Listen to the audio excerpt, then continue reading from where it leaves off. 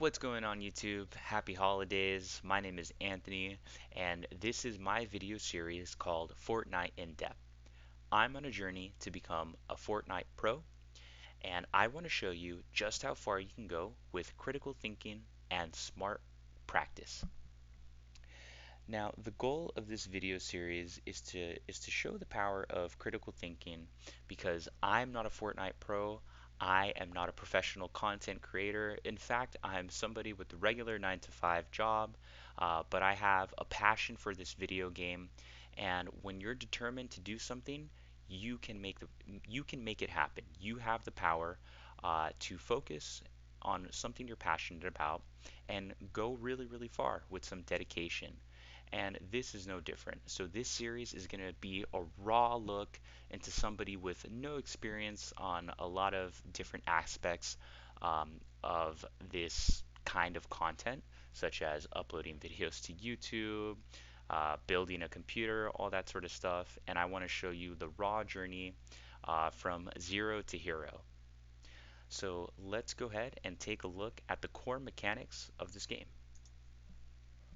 Now, the focus of this video is going to be on building because building is the most unique mechanic of Fortnite and it sets this game apart from any other game.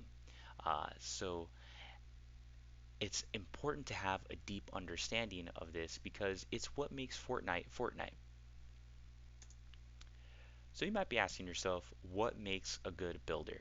Well, you can take a look at any pro and you obviously can tell a good builder when you see one, such as Clix, Booga, Tahi, the list goes on and on. But what exactly are they doing that makes them a good builder?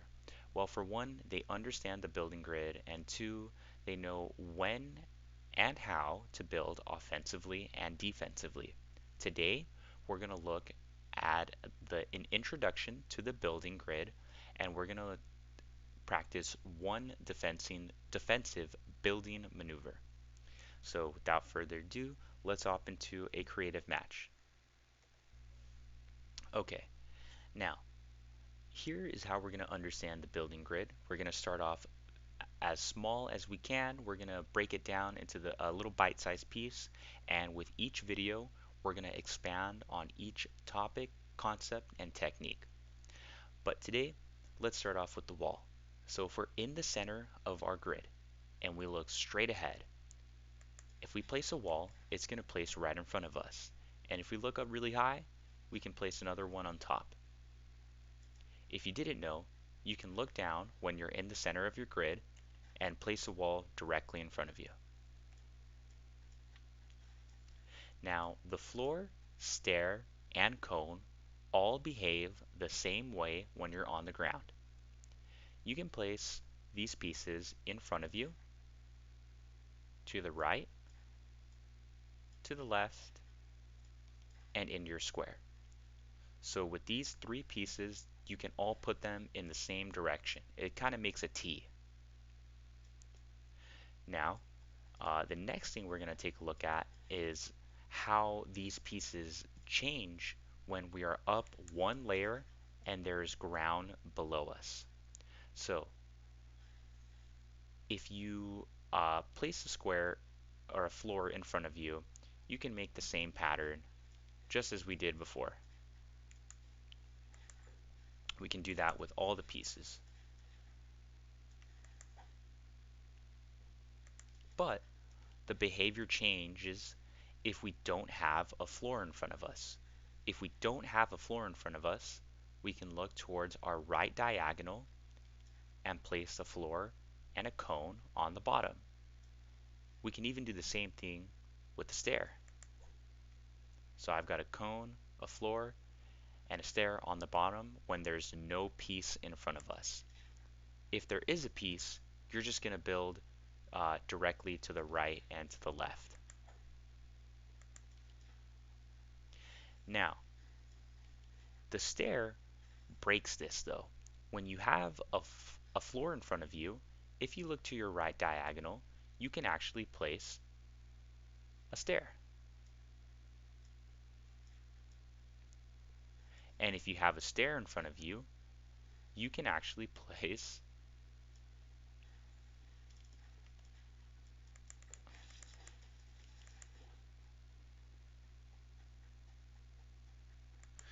You know what? We're rolling with it. We're not perfect. We don't need to be. The whole point of the series is not to show what perfection looks like. It's to show that you can work with what you have because what you have is good enough, and we can focus on what is in our control. So if we come over here and we have a floor in front of us, and we don't have a floor to our right, directly to our right, or directly to our left, we can build a cone and a floor to our diagonal. And you could even put a stair to your diagonal as well. So this brief introduction shows you how complex the building grid can get, because later down the line we're going to look and break down high ground retakes to show when and how they can be useful. But before we get to any of that, you just need to know where you can put these pieces. So we're going to leave that for now, and we're going to finish up by looking at a defensive maneuver. So you might have seen a lot of pros build a one by one, and you might have tried it yourself in an actual game. In fact, that's probably, that's an essential defensive building maneuver. When you're in a one by one, you're protected from all damage in all directions for a limited period of time. But when it comes to being a good builder, we want to be accurate and we want to be fast.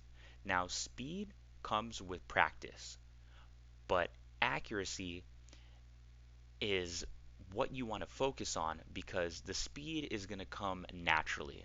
Accuracy, you must make a deliberate point to practice with accuracy. So, when we take a look at something as simple as our one by one, you might have noticed in your game that you have done something like this. You made a one by one and you put a cone on the outside. Now, it's not really a problem. In fact, it might even give you a little bit of extra protection from one angle. But the thing is, when you're in a real game, you only have a limited amount of building materials. And when you're in a competitive game where you just really want to win your match, conserving building materials is very important because when you're left without building materials, your chances of dying increase tremendously. So, with that being said, it's important to place and create builds accurately so you don't waste any unnecessary builds and you can save your mats or your building materials. So, here is how you build a one by one accurate 100% of the time. So, one, you want to make sure you're in the center of your grid. If you're in a real game and the center is difficult to determine, you just want to stand in the center of your floor. Next, what you're going to do, look right in front of you. You're going to place your wall, and if you look slightly above the health of the wall, you can place your floor and your cone. And that right there, ladies and gentlemen, is called efficiency. You don't have to look so far up to place your floor and your cone. In fact, you just waste valuable time when you do that. So you don't need to be a genius. You don't need to be on the best computer ever. All you got to know is to save time and to be more accurate, just look a little bit above halfway of your wall, and then you can place your floor and your pyramid. And from here, when you're in the center, it's as easy as spinning in one direction while holding your wall to turbo build. When you do that, you're never ever going to mess up a one by one ever again. So to recap, you're going to place the wall in front of you, and this is the hardest part, and it's not even that difficult, but you just look a little bit above to place that. That's how you build your speed. That's how you can get to a pro level when you apply this concept to the more difficult building patterns that we'll be looking at later in this video series. And one last time before we head out of here, we're going to place our wall a little bit up and spin in a circle. And you'll get it right every single time. All right, so that's going to conclude the first video to this series, Fortnite in depth. We have so much content to take a look into. If this is the kind of content that you're interested in, where we explore concepts in depth and we understand why it's important to do something, then definitely leave a like on this video and leave a comment if you feel that I've missed anything or if you want to add on to any concept that I've talked about. And of course, if you don't like anything that I've mentioned, please feel free to leave a comment as well, leave a dislike. All I care about is knowledge, and I just want to see what you guys have to say. So thank you so very much for sticking with me through the very end. I can't wait to see what we have in store for the future. As you can see, these basic concepts can start to become really complex, and we're going to take our time and take a look at each and every one of them. So if you guys are on a journey of your own where you're trying to become the best version of yourself, let me know. This is what this whole series is about. I want to, explore this community, and I really want to be the best version of myself, and I want to encourage other people to do that as well and get inspired by other people as well. So thank you so very much. Things are going to be changing with each and every video. We're going to improve every day. Have a wonderful rest of your day, and I'll see you in the next one. Goodbye.